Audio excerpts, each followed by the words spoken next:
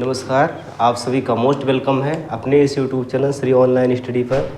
तो जैसा कि भौतिक विज्ञान की क्लास में हम लोग पढ़ रहे थे, तो उसमें हम लोगों ने ऊष्मा के बारे में पढ़ा था। आज का टॉपिक भी उसी पर बेस्ड होगा। ऊष्मा एक इम्पॉर्टेंट चैप्टर है, इसके सारे फैक्ट को आप अच्छे से क्लियर करते हुए चलिएगा। चलिए, तो आज हम बात कर लेते हैं ऊष्मागतिकी के नियमों पर। ऊष्मागतिकी के नियम। ऊष्मागतिकी क्या है, थर्मोडायनामिक क्या है, थर्मोडायनामिक। इसमें ये बताया गया कि यह विज्ञान की ऐसी ब्रांच है जिसमें ऊष्मा को कार्य में बदला जाता है। इसी का अध्ययन कहलाता है ऊष्मागतिकी। विज्ञान की वो शाखा जिसमें हम ऊष्मा को कार्य के रूप में कैसे उपयोग किया जाए इसका अध्ययन करते हैं। कैसे उपयोग किया जाए, इसी का अध्ययन कहलाता है, इसी का अध्ययन कहलाता है थर्मोडायनामिक, ऊष्मागतिकी।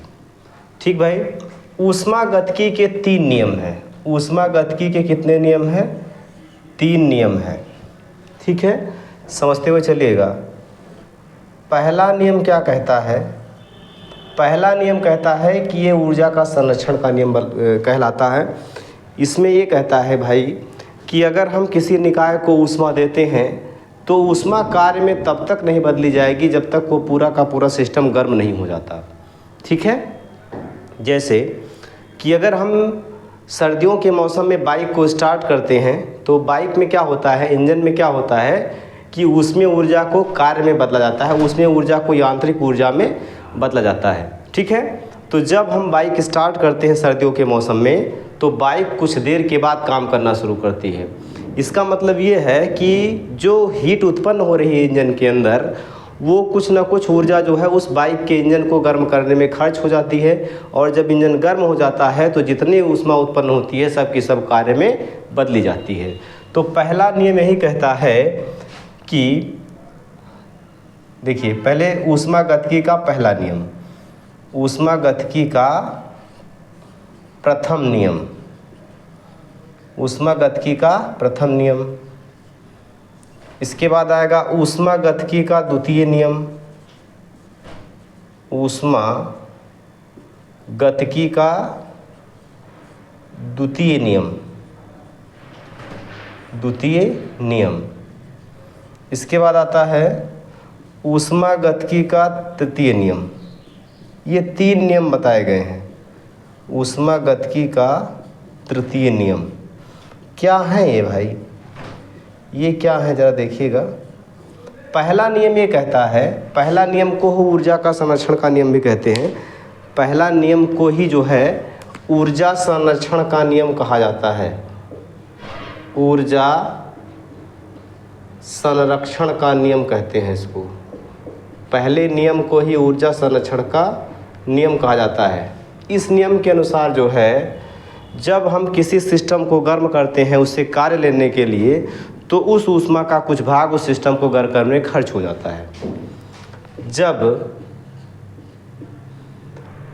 किसी निकाय को ऊष्मा दी जाती है, जब किसी निकाय को, किसी सिस्टम को ऊष्मा दी जाती है, ऊष्मा दी जाती है, तो उस ऊष्मा का कुछ भाग,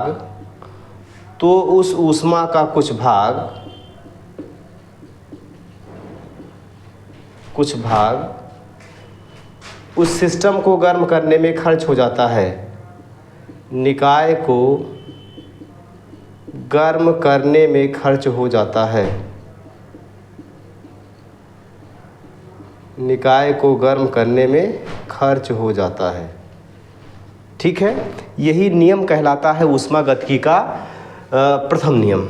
यही नियम क्या है? यही नियम है ऊष्मागतिकी का प्रथम नियम।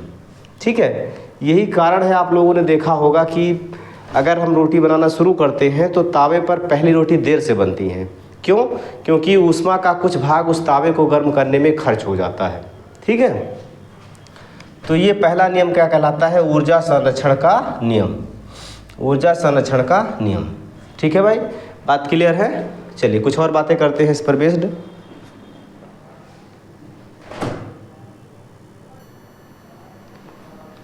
ठीक है, तो ये ऊष्मागतिकी का प्रथम नियम हो गया जिसमें ऊर्जा के संरक्षण की बात कही गई है। द्वितीय नियम की अगर हम बात करें तो इस पर कुछ घटनाएं भी बेस्ड हैं, मैं थोड़ा सा डिटेल में बताता हूँ इसको। ऊष्मागतिकी का दूसरा नियम ये कहता है कि ऊष्मा के स्थानांतरण के लिए तापांतर का होना जरूरी है।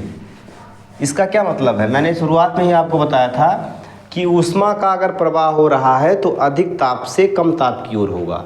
ठीक है, तो ऊष्मा के स्थानांतरण के लिए तापांतर का होना आवश्यक है, यही नियम कहलाता है ऊष्मागतिकी का दूसरा नियम। तो देखिए, ऊष्मागतिकी के दूसरे नियम में जो है, ऊष्मागतिकी का दूसरा नियम इसमें ये कहा गया कि ऊष्मा प्रवाह के लिए तापांतर का होना आवश्यक है। ऊष्मा प्रवाह के लिए तापांतर का होना आवश्यक है। ठीक है, इसका मतलब क्या है कि अगर कहीं पर जो है कोई चीज़ जल रही है तो यहाँ अधिक ताप होगा, और ये अधिक ताप से किधर की ओर प्रवाहित होती है? कम ताप की ओर। ठीक है ना, अधिक ताप से कम ताप की ओर ही ऊष्मा का प्रवाह हो सकता है। यही है ऊष्मागतिकी का द्वितीय नियम। इसमें यह भी बताया गया कि जैसे कुछ उपकरण इस पर बेस्ड होते हैं, जैसे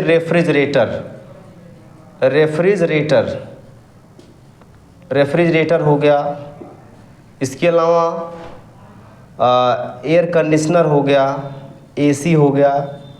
ठीक है, एसी हो गया, और ये जो इंजन आप देखते हो, इंजन, उसमें इंजन जो है, ये सब के सब किस पर बेस्ड है? तो ये सब के सब बेस्ड होते हैं ऊष्मागतिकी के दूसरे नियम पर। ठीक है भाई, तो इसमें आपको फ्रिज, एसी और इंजन के बारे में थोड़ा सा मैं पढ़ाऊँगा आपको कि रेफ्रिजरेटर में क्या क्या कंडीशन बनती हैं और यहाँ से हमारे सवाल क्या पूछे जाते हैं। ठीक, तो जैसे याद रखिएगा, रेफ्रिजरेटर, एसी और इंजन जो होता है ये सभी बेस्ड किस पर होते हैं? तो ये सभी काम करते हैं ऊष्मागतिकी के दूसरे नियम पर। ठीक है ना, ये सभी किस पर काम करते हैं? तो ये सभी काम करते हैं ऊष्मागतिकी के दूसरे नियम पर। अब फ्रिज के साथ क्या सवाल हमारे एग्ज़ाम में पूछे जाते हैं, ज़रा इन पर गौर करिएगा। तो हम देखते हैं फ्रिज के बारे में। फ्रिज, या इसको बोलेंगे रेफ्रिजरेटर। रेफ्रिजरेटर कुछ इस तरीके से होता है, ऐसे। रेफ्रिजरेटर कुछ इस तरीके से ऐसे होता है, जिसमें कई खाने बने होते हैं। रेफ्रिजरेटर कुछ इस तरीके से ऐसे होता है, जिसमें कई खाने आपको देखने को मिलते हैं। ठीक है भाई, ये हो गया। इसमें ये जो फ्रीजिंग विंडो होती है, ये जो फ्रीजिंग विंडो है, फ्रीजिंग विंडो, ये फ्रीजिंग विंडो कहाँ बनाई जाती है? तो ये फ्रीजिंग विंडो सबसे ऊपर बनाई जाती है, सबसे ऊपर बनाई जाती है। फ्रीजिंग विंडो जो है ये सबसे ऊपर बनाई जाती है, इसको याद रखिएगा। कारण क्या है?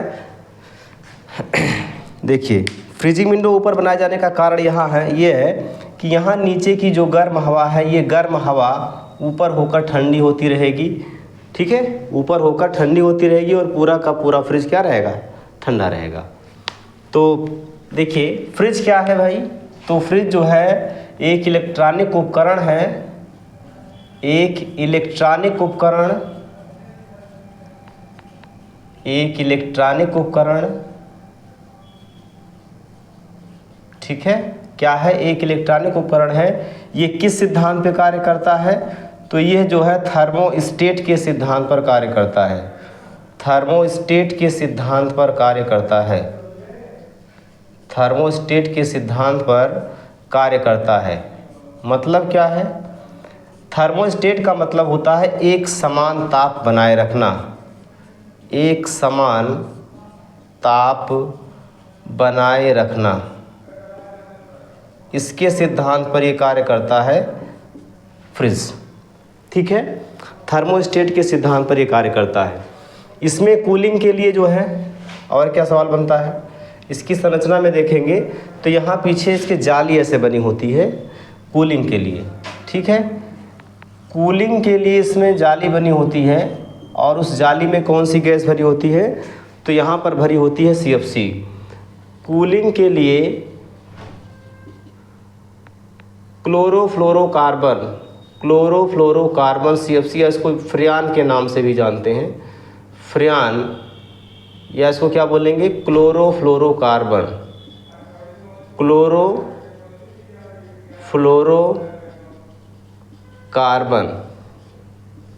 CFC को फ्रियान के नाम से जानते हैं।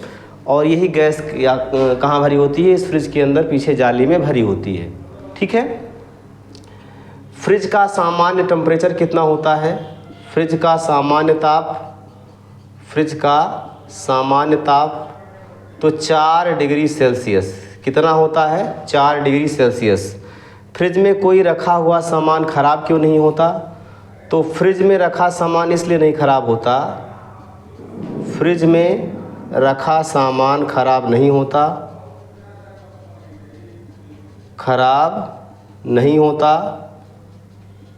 क्यों नहीं होता? क्योंकि 4 डिग्री सेल्सियस जैसे कम टेम्परेचर पर, 4 डिग्री सेल्सियस कम टेम्परेचर है ना, तो इतने टेम्परेचर पर जो है कोई भी जैविक क्रिया नहीं हो पाती है। 4 डिग्री सेल्सियस पर कोई भी जैविक क्रिया नहीं हो पाती, कोई भी जैविक क्रिया नहीं हो पाती। ठीक है, फ्रिज में 4 डिग्री सेल्सियस पर कोई भी जैविक क्रिया नहीं हो पाती, इसलिए कोई चीज़ इसमें रखा हुआ ख़राब नहीं होता। एक सवाल और पूछेगा कि अगर फ्रिज का दरवाज़ा खोल दिया जाए तो किसी कमरे में, तो उस कमरे के टेम्परेचर पर क्या फ़र्क पड़ेगा? तो बंद कमरे में फ्रिज का दरवाज़ा खोलने से कमरे का ताप बढ़ जाएगा, कमरे का ताप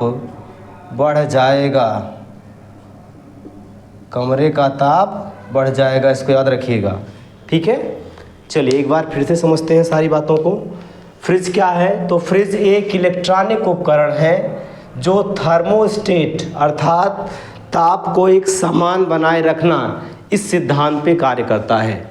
ठीक, फ्रिज का स्ट्रक्चर अगर देखा जाएगा तो इसमें फ्रीजिंग विंडो ऊपर बनाई जाती है। क्यों? ताकि नीचे की गर्म गैसें ऊपर होकर ठंडी होती रहें और पूरा का पूरा फ्रिज एक समान कार्य करे। अगर नीचे बना देंगे तो क्या होगा? नीचे का तो फ्रिज वाला पोर्शन ठंडा रहेगा लेकिन ऊपर गर्म रहेगा, तो फ्रिज काम नहीं करेगा। ठीक है, आई बात समझ में? इसमें कूलिंग के लिए प्रशीतक के रूप में, कूलेंट के रूप में CFC या फ्रियान का यूज़ किया जाता है। CFC या फ्रियान का यूज़ किया जाता है। फ्रिज का सामान्य टेम्परेचर 4 डिग्री सेल्सियस हो जाता है। इन सब कंडीशन के बाद जो है फ्रिज का टेम्परेचर कितना हो जाता है? 4 डिग्री सेल्सियस हो जाता है। और पूछेगा सवाल कि फ्रिज में कोई चीज़ रखते हैं तो ख़राब नहीं होता, तो बता दीजिएगा कि 4 डिग्री सेल्सियस ताप पर कोई भी जैविक क्रिया जीवाणुओं वगैरह के द्वारा नहीं की जाती, इसलिए उसमें रखा हुआ सामान सुरक्षित रहता है।